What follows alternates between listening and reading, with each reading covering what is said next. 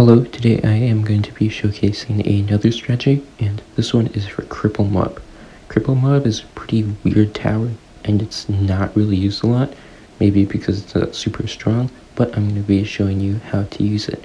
So basically, Cripple Moab, it's a debuff tower, and it's also a stun tower, so it's just like an improved version of the main Moab. Pretty much that's all it is. And in order to use it, we're going to be using it late game, and like the other debuff towers, you pair it with a tower that has a lot of projectiles, attacks super fast, but has relatively low damage. I decided to do a pretty weird one. It's Comanche Commander. It's not the most effective tower to use with it, but it's a pretty cool tower, and I'm going to be doing it on Peninsula, which is a rather difficult map, so you can incorporate this with sniper spam strategy, like you'd see everywhere, especially with like Axis of Havoc runs. But for this, I'm going to be incorporating it just with a bouncing bullet. That's pretty much all I need to get it through, and then we'll get the Comanche Commander and breeze through the late game. So to start off, of course, you're going to just be doing any random strategy that will get you there, but I am going into the bouncing bullet.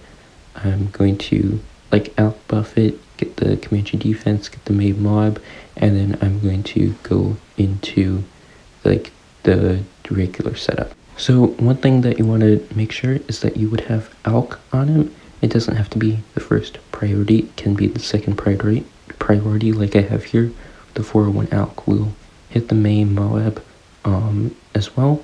As you can see, it's getting the buff, but with the bouncing bolt in front of it, it won't have the priority, but it will still get the buff too. So you want to make sure that it is getting a buff in there, because it will make it a lot stronger. And then I'll get the Comanche defense, and this will go straight into the Comanche Commander.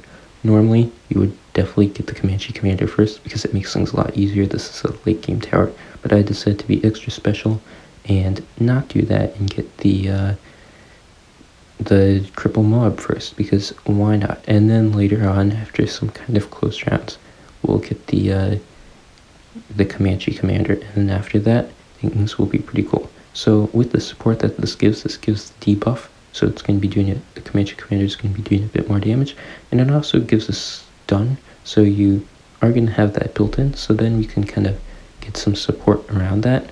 I'm still going to get the, I think, the embrittlement and then the Moab glue, but we don't really have to be super heavy with the Moab presses, because we already have a pretty good stun. And for the targeting, you can take it off strong in first, depending on the rounds. You'll see me do that there.